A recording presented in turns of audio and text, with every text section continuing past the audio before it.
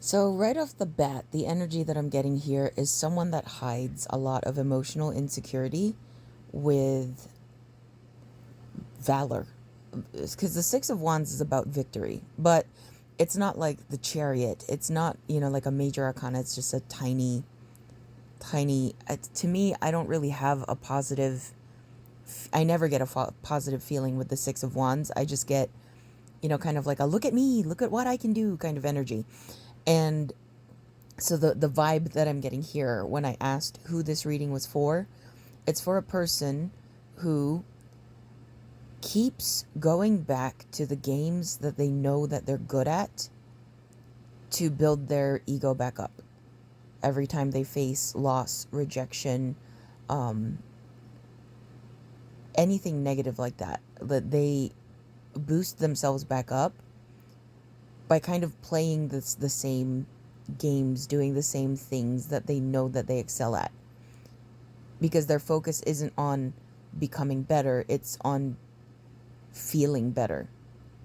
This is someone that runs away from their own feelings of inadequacy and failure and masks it with, I don't even know how to word this. It's kind of like, let's say, for example, I'm really good at painting and I know that I'm really good at painting. And let's say I even sell my paintings. And then I decide, oh, I want to try out stained glass. And so a normal person, like a healthy person, would try out the stained glass and know that, of course, the first time that they try stained glass, they're going to suck at it. And that's where they're going to go, okay, so I'm going to keep at this. I'm going to practice this until I get better at it. But this person feels like the type of person who tries the stained glass, they suck at it, they immediately get disappointed, and then they never touch it again. And then they go back to painting and they're like, see how good I am, see how worthy I am. I'm really good at things. And they keep going back to the same things that they're good at, or the same dynamics that they know they can have the upper hand in. That's the feeling that I'm getting here. And then we've got the Four of Cups, the Magician in the reverse, and the Five of Cups. And I talked about the Five of Cups a little bit in my last Gemini reading that I did on my YouTube channel. Follow me there if you're interested in longer, full videos, full readings. But the focus on this feels like the Magician in the reverse. And so with the Magician, I always talk about how manifestation works. It's not you. My philosophy on this is that you have to rise to meet what you are trying to call in to your life. And notice how I worded that. It's about rising to meet what you are trying to bring in. I'm not saying you need to up your vibration so that you will attract higher vibration things, law of attraction kind of thing, because I don't really personally subscribe to that. I don't really think that it's dumb if people do, but the way that I see it, it is in kind of more practical sense, is, let's say I'm trying to attract a better job for myself, and let's say I actually get that job. But let's say I haven't done anything to gain the skills and the tools necessary to keep that job. So I'm going to lose that job. So it's like you can manifest all you want, but you also have to build up yourself into the kind of person that can hold exactly what you're asking for. And that's not a matter of metaphysics. That's just common sense, I think. So let's say that you're trying to bring in a partner, a good person in your life. And let's say you have done none of the inner work. Let's say you don't understand how to do conflict resolution, how to communicate, none of that.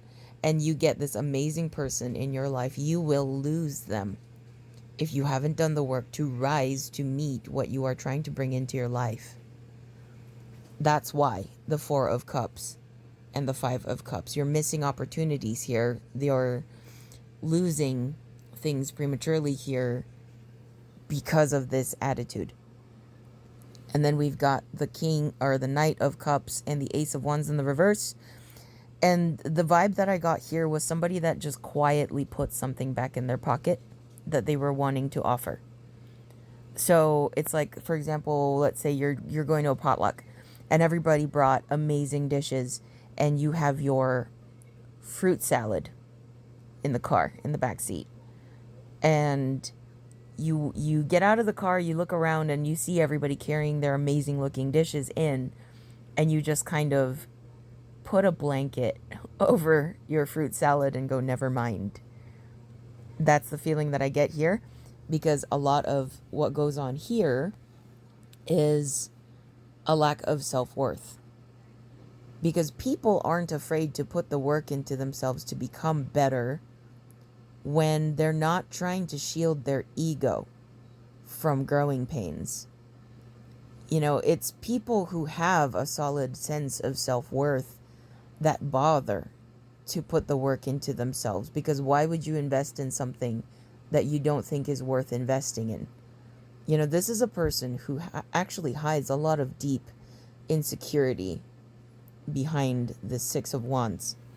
So this is someone who doesn't even really feel like they have anything good to offer. And so they quietly put what they were going to offer away. And then we have the World and the Page of Swords. I had to hide the World with my Bic lighter because guidelines and rules and stuff. But basically, this came out when I asked how this person is going to get out of this cycle of not feeling like they're good enough and then not bothering to grow so that they can become good enough because they don't feel good enough. And the World is about ending cycles and beginning new ones. And the Page of Swords is about truth. That's an epiphany. That's an aha eureka moment. To me, at least. The Page of Swords is I see clearly now. And so this person is going to have to face the consequences of their own actions at some point. You know, the vibe that I get from this person is that they are someone who is used to people kind of shielding them from the consequences of their own actions. Let's say, you know, they push people away. It's because they expect people to come back because that's what's always happened for them. And the thing about avoidance, and I know this because I was one, I'm trying to develop a more secure attachment style, is they have a hypersensitivity to codependency because they have been engulfed before. And being engulfed by an anxious attacher is also painful because you're sitting there with someone else's needs and there's no room for your own. And that's a very suffocating feeling. And so they develop this avoidant attachment style, but the thing is, avoidant attachment styles hurt people. And until they push everyone away and those people don't come back and isolation becomes no longer a choice but a consequence, they will not face themselves. They will not sit with themselves long enough to fix that, to try to heal that. I think that a lot of the time when we love someone, we try to shield them from the consequences of their own actions. But it's not really until you stop doing that that they are able to grow. People don't grow until they feel the consequences of their actions. So basically, the advice for you, the cross watcher on this one, let them go. Let them grow. If you love them.